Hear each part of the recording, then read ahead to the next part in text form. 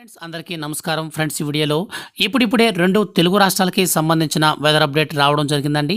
ఈ రోజున ఏ జిల్లాలలో భారీ వర్షాలు కురవబోతున్నాయి, ఏ జిల్లాలకు ఆరెంజ్ అలర్ట్, రెడ్ అలర్ట్ జారీ చేసింది వాతావరణ శాఖ, వాతావరణ పరిస్థితులు ఏ విధంగా ఉండబోతున్నాయి, పూర్తి వివరాలు వీడియోలోకి వెళ్ళి తెలుసుకుందాం. వీడియో కనుక నచ్చితే లైక్ చేయండి. అలాగే వెదర్కి సంబంధించిన ప్రతి చిన్న అప్డేట్ కూడా ఎప్పటికప్పుడు మిస్ అవ్వకుండా జెన్యూన్గా పొందాలంటే మన ఛానల్ని సబ్స్క్రైబ్ చేసుకోండి. ఇక లేట్ చేయకుండా టాపిక్ని స్టార్ట్ చేద్దాం. బంగాళాఖాతంలో ఏర్పడిన అల్పపీడన ద్రోణి కొనసాగుతూ ఉంది. అలాగే ఆంధ్రప్రదేశ్ యానాం దిగువ ట్రోపో ఆవరణంలో ఈశాన్య ఆగ్నేయ గాలులు కూడా వీస్తున్నాయి. ఈ ప్రభావంతో రాష్ట్రంలో వర్షాలు కురుస్తాయని వాతావరణ శాఖ తెలుపుతుంది.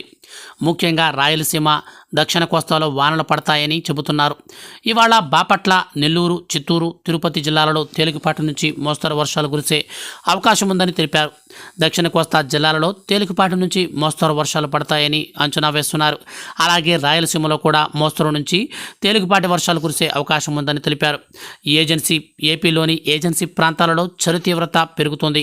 కనిష్ట ఉష్ణోగ్రతలు ఏజెన్సీ గ్రామాలలో వణికిపోతున్నాయి.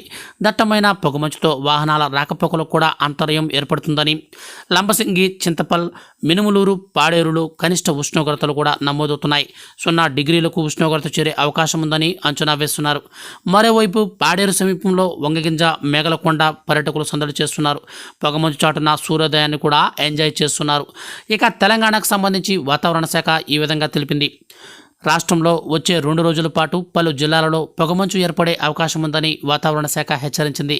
ఈ మేరకు ఎల్లో హెచ్చరికను కూడా జారీ చేసింది. ఆ జాబితాను కొమరంభీం, ఆసిఫాబాద్, మంచిర్యాల, నిర్మల్, జనగాం, సిద్దిపేట, యాదాద్రి, భువనగిరి, రంగారెడ్డి, హైదరాబాద్, మేడ్చల్, మల్కజ్గిరి, వికారాబాద్, సంగారెడ్డి, మెదక్ జిల్లాలు కూడా ఉన్నాయి.